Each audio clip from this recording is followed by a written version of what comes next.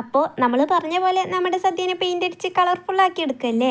First തന്നെ green നല്ല ആവശ്യത്തിൽ കൊടുത്തു. പിന്നെയാണ് എനിക്ക് തോന്നിയത് ബേസ് കോട്ട് അടിക്കാതെ കൊടുത്തു കഴിഞ്ഞാൽ മിക്കവാറും കുളവാനുള്ള ചാൻസ് ഉണ്ടെന്ന്.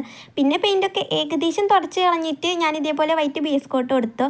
പിന്നെ പെയിൻറ്റിങ് ഞാൻ നല്ല ഡീറ്റെയിൽ ആയിട്ട് കാണിക്കുന്നില്ല, വേറൊന്നുമല്ല, ഇത് മിനിയേച്ചർ ആയതുകൊണ്ട് തന്നെ പെയിൻറ്റ് ചെയ്യാൻ വേണ്ടിയിട്ട് നല്ല പണി ഉണ്ടായിരുന്നു. കഷ്ടപ്പെട്ടിട്ടാണ് ഇതൊന്ന് പെയിൻറ്റ് ചെയ്തെടുത്തത്.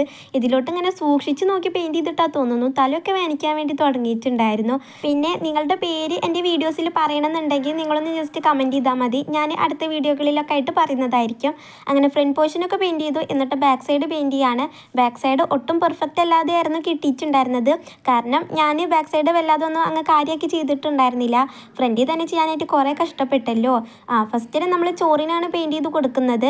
പപ്പടത്തിനൊക്കെ ആണെങ്കിലോ ഞാൻ എത്രയൊക്കെ മിക്സ് ചെയ്തിട്ടും ഉദ്ദേശിച്ച ആ ഒരു കളർ കിട്ടുന്നുണ്ടായിരുന്നില്ല. അതിലും കഷ്ടമായിരുന്നു സാമ്പാറിൻ്റെ കാര്യം. എത്രയൊക്കെ മിക്സ് ചെയ്തിട്ടും ഉദ്ദേശിച്ച ആ ഒരു കളറിലോട്ട് അങ്ങോട്ട് എത്തുന്നില്ല. ഇതിൻ്റെ ഇടയിലാണെങ്കിലോ എൻ്റെ ഓറഞ്ച് പെയിൻറ്റിൻ്റെ ട്യൂബ് പൊട്ടിയിട്ട് കൈമേലൊക്കെ ആകെ കളറായിട്ടുണ്ടായിരുന്നു. അതിൻ്റെ ഇടയിൽ അടുത്ത പണി കിട്ടി. ഇതേപോലെ പെയിൻറ്റ് ചെയ്യാൻ വേണ്ടി വെച്ചിട്ടുണ്ടായിരുന്ന ആ വെള്ളം മൊത്തത്തിൽ മറിഞ്ഞ് വീണ് അവിടെയൊക്കെ ആകെ ആയിട്ടുണ്ടായിരുന്നു. എന്തായാലും നമ്മുടെ ഈ ഒരു സദ്യ മൊത്തത്തിൽ പെയിൻറ്റ് ചെയ്തെടുത്തു. വാർണിഷും കൂടി ചെയ്തെടുത്തപ്പോഴേക്കും എനിക്ക് ഭയങ്കരമായിട്ട് ഇഷ്ടപ്പെട്ടു.